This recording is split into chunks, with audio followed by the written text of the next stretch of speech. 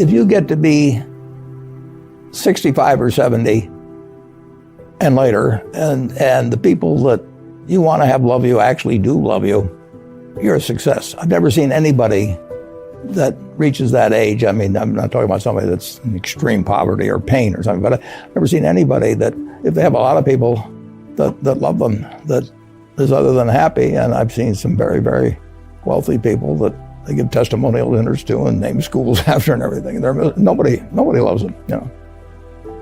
By far the best investment you can make is in yourself. I mean, for example, communication skills. I tell the students that come that they're going to graduate schools and business, and they're learning all these complicated formulas and all that.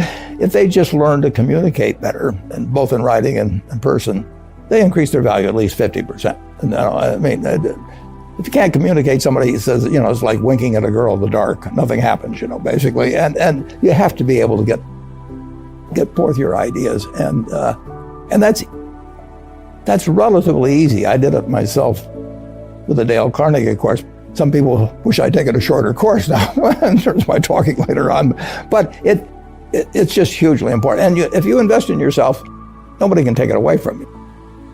The second thing, which I'll get a certain criticism for not living it, but I do tell students, you know, that if I gave you a car and it'd be the only car you get in the rest of your life, you take care of it like you can't believe. Any scratch, you'd fix that moment. You read the owner's manual, you keep a garage and do all these things. And you get exactly one mind and one body in this world.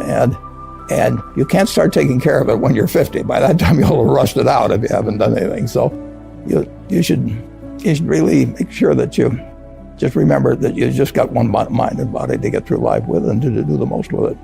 What about life advice?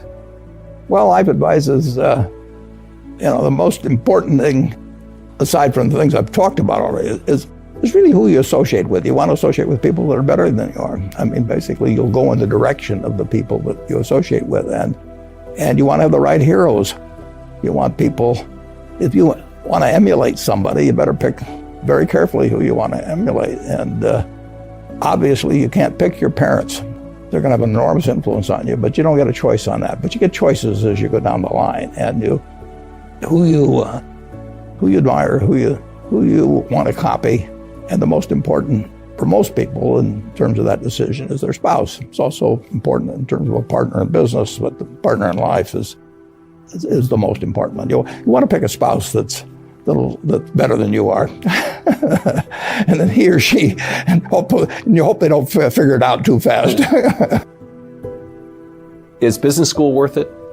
Depends on the person, much more than it depends on the school. I mean, I wouldn't worry. Some people are going to get a lot out of advanced education, and some people are going to get very little. And I don't even think it's important that every person go to college at all. I mean, we have all kinds of jobs at 70 or so thousand a year, or 80,000 a year, that college training is not of use. And I actually was not keen on going to college myself. Yeah, my dad kind of jollied me into it. He could get me to do anything, and if they'd had an SAT test in those days, he would have taken the test for me. But because I knew I could have a good time, and I liked investing, and I didn't really feel I could read the books. So I don't, you know, it's a big commitment to take 4 years, and the cost involved, and maybe the loans involved and everything. And I think depending on what your interests are in life, I don't think it's for everybody. I think it's for a lot of people. But there ought to be a reason you're going. And I didn't really see much reason. It never bothered me if people disagreed with what I thought, as long as I felt I knew the facts. I mean, there's a whole bunch of things I don't know a thing about. I just stay away from those.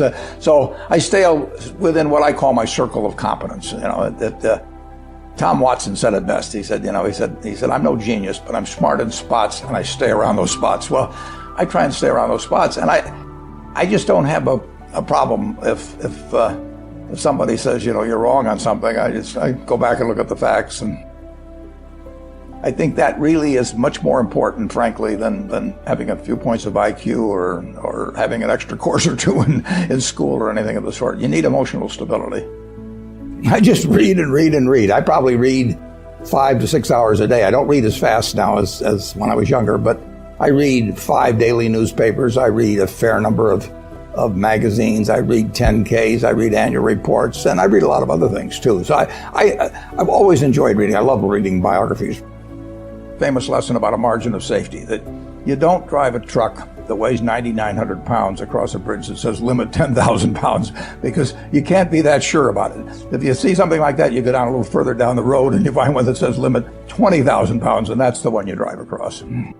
The nature of capitalism is that people want to come in and take your castle. It's perfectly understandable. I mean, if I'm selling television sets or something, there's going to be 10 other people that are going to try and sell a better television set. If I have a restaurant here in Omaha, people are going to try and copy my menu and give more parking and take my chef and so on. So capitalism's all about somebody coming and trying to take the castle. Now, what you need is a castle that has some durable competitive advantage, some castle that has a moat around it. And that moat, one of the best moats in many respects, is to be a low-cost producer. But sometimes the moat is just having more talent. I mean, if you're the heavyweight champion of the world and you keep knocking out people, you've got a competitive advantage as long as you can keep doing it. And it's very profitable if you're the one that happens to be able to do it. If you can turn out great motion pictures, I mean, Steven Spielberg, I mean, he's a fellow to bet on, and it has enormous economic value. What kills great businesses, if you look at, I do believe in looking at history, and I like to study failure, actually. And my partner says, all I want to know is where I'll die, so I'll never go there. And we want to see what has caused businesses to go bad. And the biggest thing that kills them is complacency. I mean, you want a restlessness, a feeling that, that somebody's always after you, but you're going to stay ahead of them. You always want to be on the move. And when you've got a great business, like Coca-Cola, which is, there aren't any like Coca-Cola, but you really, the danger would always be that you rest on your laurels. But I see none of that, obviously, at Coca-Cola. But that is the key, to compete the same way when you've got 1.8 billion servings being sold daily as when you were selling, 10 a day. And that restlessness, that belief that tomorrow is more exciting than today, you just have to have it permeate the organization. Who was Ben Graham? He was your primary mentor, model? He was a wonderful man, and he was my professor at Columbia. I read his book when I was 19 at the University of Nebraska, and I'd started investing when I was 11, and I started reading about it when I was like 7. So I'd gone through I read every book in the Omaha Public Library that was on, by the time I was 12, on investing and stock market. And I had a lot of fun, but I never really found out, I never got grounded in anything. And it was entertaining, but it wasn't going to be profitable. And then I read Graham's book, The Intelligent Investor, when I was at the University of Nebraska. And that just opened the whole thing up to me. Yeah, and I named my oldest son is named Howard after my dad, Graham Buffett. And he was a marvelous man. Never expected anything from me in return. You have given a lot of fabulous advice, but what's the best advice that you've ever received?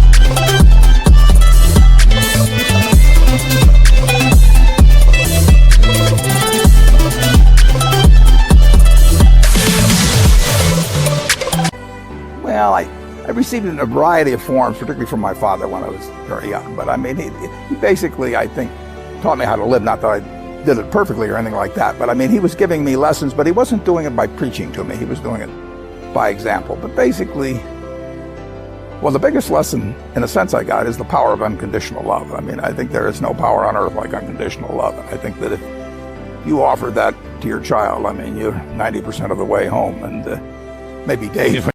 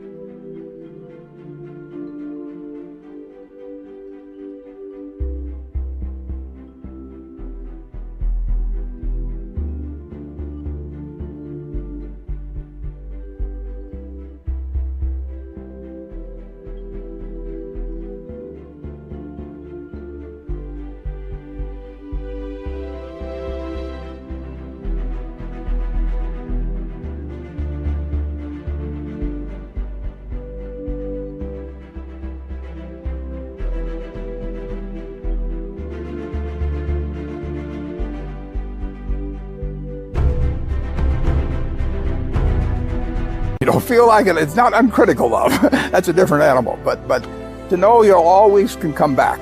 I mean, that is huge in life. That takes you a long, long way. And I would say that every parent out there that can extend that to their child at a very young age, it's going to make for a better human being. And you felt like you got that kind of unconditional love from your dad. I absolutely did, yeah. That was a powerful thing. It is a powerful thing.